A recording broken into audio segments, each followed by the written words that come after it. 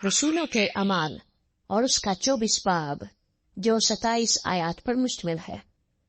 5 दिन के बाद हननिया सरदार का हिंद बाज बुजुर्गों और तिरतुलुस नाम एक वकील को साथ लेकर वहां आया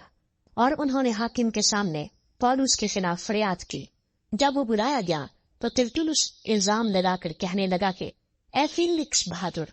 क्योंकि तेरे वसीले से हम बड़े अमन में हैं और तेरी दूर अंदेशी से इस कौम के फायदे के लिए खराबियों की इस्लाह होती है, हम हर तरह और हर जगह कमाल शुक्रगुजारी के साथ तेरा एहसान मानते हैं, मगर इसलिए कि तुझे ज्यादा तकलीफ ना दूं, मैं तेरी मिन्नत करता हूँ कि तू मेहरबानी से हमारी 2-1 बातें सुन ले, क्योंकि हमने इस शख्स को मुफस्सिद और दुनिया के सब यहूदियों में फितना अंगेज और नासरियों के बिदती फिरके का सरगरोह पाया।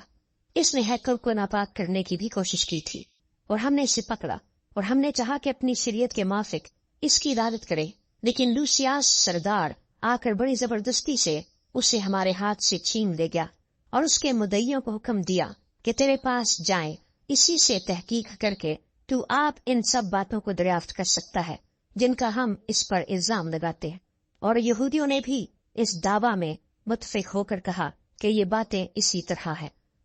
जब हाकिम ने पौलुस को बोलने का इशारा किया तो उसने जवाब दिया, चूंकि मैं जानता हूँ कि तू बहुत बरसों से इस कौम की इदारत करता है, इसलिए मैं खातिर जमई से अपना उज़र बयान करता हूँ। तू दरियाफ्त कर सकता है कि 12 दिन से ज्यादा नहीं हुए कि मैं यरूशलेम में इबादत करने गया था और उन्होंने मुझे न हैकल में किसी के साथ बहस करते या लोगों में फसाद उठाते पाया, न इबादत खानों में, न शहर में, और न वो इन बातों को जिनका मुझ पर अब इल्जाम लगाते हैं तेरे सामने साबित कर सकते हैं। लेकिन तेरे सामने ये इकरार करता हूँ कि जिस तरीक को वो बिद्दत कहते हैं उसी के मुताबिक मैं अपने बाप दादा के खुदा की इबादत करता हूँ, और जो कुछ तौरेत और नबियों के सहीफों में लिखा है उस सब पर मेरा ईमान है, और खुदा से उसी बात की उम्मीद रखता हूँ जिसके वो खुद भी मुंतजिर है कि रास्तबाजों और नारास्तों दोनों की क़यामत होगी। इसीलिए मैं खुद भी कोशिश में रहता हूँ कि खुदा और आदमियों के बाब में मेरा दिल मुझे कभी मुनामत न करे। बहुत बरसों के बाद मैं अपनी कौम को खैरात पहुँचाने और नजरें चढ़ाने आया था। उन्होंने बगैर हंगामा या बलवे के मुझे तहारत की हालत में ये काम करते हुए हैकल में पाया। हाँ, आसिया के चंद यहूदी थे, पर अगर उनका मुझ पर कुछ दावा था तो उन्हें तेरे सामने हाजिर होकर फरियाद करना वाजिब था। या यही खुद कहें कि जब मैं सदर अदालत के सामने खड़ा था तो मुझ में क्या बुराई पाई थी, सिवा इस एक बात के कि मैंने उनमें खड़े होकर बुलंद आवाज से कहा था कि मुर्दों की क़यामत के बारे में आज मुझ पर तुम्हारे सामने मुकदमा हो रहा है।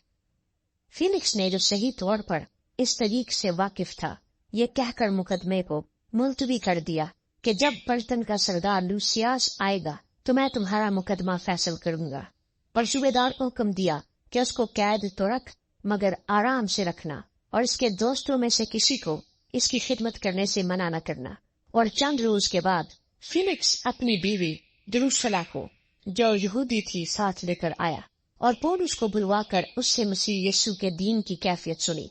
और जब वो रास्तबाजी और परहेजगारी और आइंदा जहान का बयान कर रहा था तो फीलिक्स ने दहशत खाकर जवाब दिया कि इस वक्त तू जा, फुर्सत पाकर तुझे फिर बुलाऊंगा। उसे पौलुस से कुछ रुपए मिलने की उम्मीद भी थी, इसलिए उसे और भी बुला बुलाकर उसके साथ गुफ्तगू किया करता था। लेकिन जब 2 वर्ष गुजर गए तो पुर्टियुस फीस्तुस फीलिक्स की जगह मुकर्रर हुआ, और फीलिक्स यहूदियों को अपना एहसान मंद करने की खर्च से पौलुस को कैद ही में छोड़ गया।